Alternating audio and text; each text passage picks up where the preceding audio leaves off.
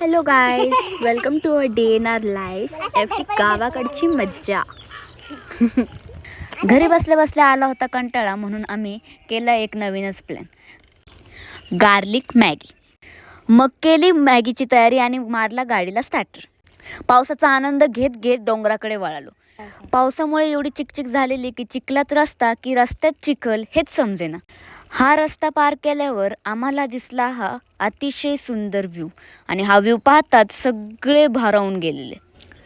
आम्ही मनमोहक निसर्गाचा आनंद घेत घेत तसेच लाकडं गोळ करत करत आम्ही पोचलो आमच्या डेस्टिनेशनवर, ते म्हणजे डोंगराखालचा तलाव.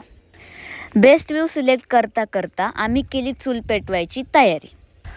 त्यासाठी लागणारी दगडी घेतली, गार्लिकला टेचलं.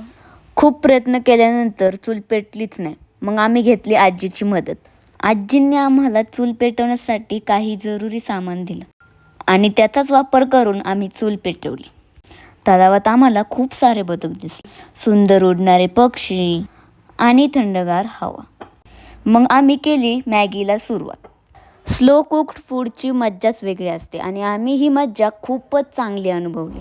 चुलीवर जेवण बनवायचा हा आमचा पहिलाच अनुभव होता. त्यानंतर संचिता दीदींनीही आम्हाला खूप मदत केली. पूर्वीच्या बायकांना किती त्रास होत असेल हे आम्हाला आज कळलं. मॅगी तयार झाल्यावर आम्ही मॅगी एन्जॉय केली.